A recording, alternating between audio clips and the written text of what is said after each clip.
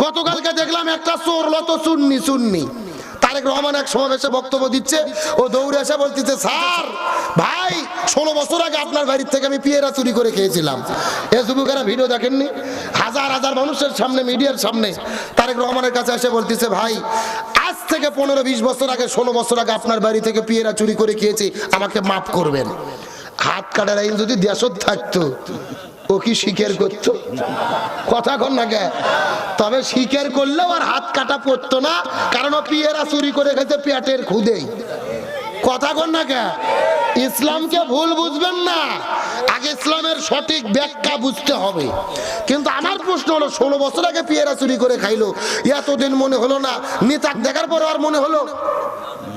Media দেখে, লক্ষ লক্ষ মানুষ দেখে, এটা কি আসলে পেয়ারা চুরি করে খাওয়ার ঘটনা বলা, না ভাইরাল হওয়ার ধান্দা?